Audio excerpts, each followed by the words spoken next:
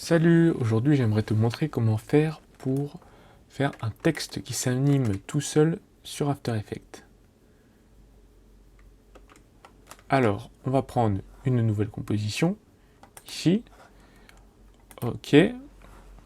Là, on va créer un nouveau texte.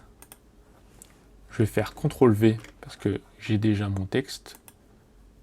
Et voilà, on peut ici centrer le texte dans Aligner. Si jamais vous n'avez pas tous les panneaux, bien sûr, vous pouvez faire Fenêtre, Espace de travail, tous les panneaux. Ensuite, ici, vous allez aller dans Animer et on va animer ici l'opacité. Il va falloir mettre ensuite l'opacité à 0 et ici, vous voyez un petit sélecteur de plage qui va nous permettre d'appliquer notre effet d'opacité que sur une certaine plage de notre texte. Du coup, on met une keyframe au début et ensuite, à la fin, on augmente ici le début jusqu'à 100%. Et ici, vous voyez qu'au fur et à mesure, ça écrit le texte. Et vous avez donc un fameux texte qui s'écrit. Voilà, c'était un petit tutoriel très simple et rapide. Comme ça, vous avez toutes les informations nécessaires dès le début. Et ensuite, on peut bien sûr continuer à faire d'autres choses. Alors bien sûr, on peut par exemple faire un curseur. On va par exemple ici prendre un solide. On va le mettre en blanc. Ok, on va venir ici sélectionner l'outil rectangle et on va ici venir faire un petit curseur. Voilà, tout joli. Ici, par exemple, on va pouvoir appuyer sur T pour faire apparaître l'opacité et ne faire que s'animer l'opacité pour que le curseur apparaisse et disparaisse. Tac, 0 et ensuite 100%. Donc ici, si on appuie sur Alt, tac, on peut ici rajouter une expression qui va nous permettre de faire à ce que les keyframes se répètent au fur et à mesure du temps. Du coup, il y a une expression qui s'appelle loopout qui permet ici de faire à ce que ça se répète à l'infini. Voilà, donc alors là c'est un peu lent. Du coup, je vais rapprocher les keyframes. Et voilà. Alors même un peu plus rapide encore.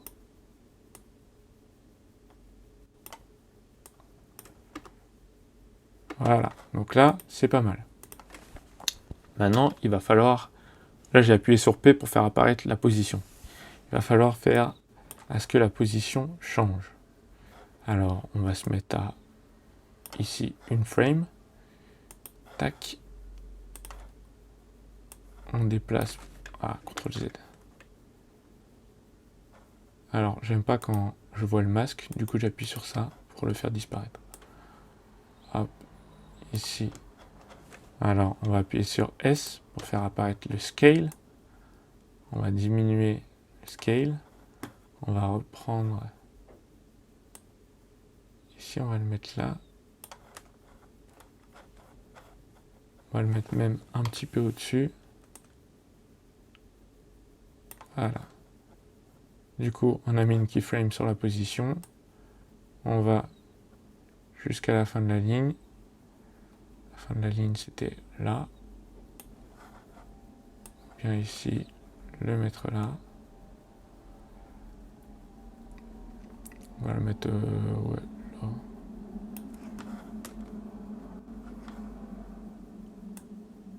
Ensuite, à la frame suivante. Donc sinon, on a envie de se déplacer que frame par frame. On fait prévisualisation. Et là, tac, juste une frame après.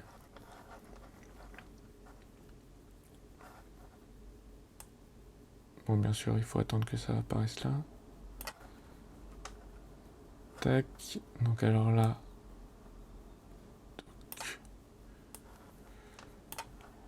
on vient replacer le curseur ici.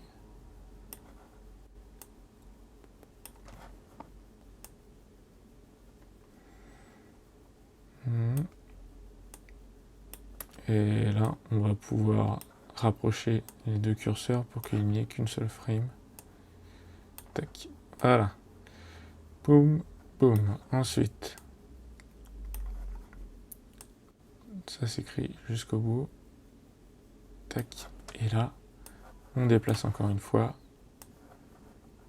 le curseur jusqu'ici. Là, on devrait avoir un truc pas mal.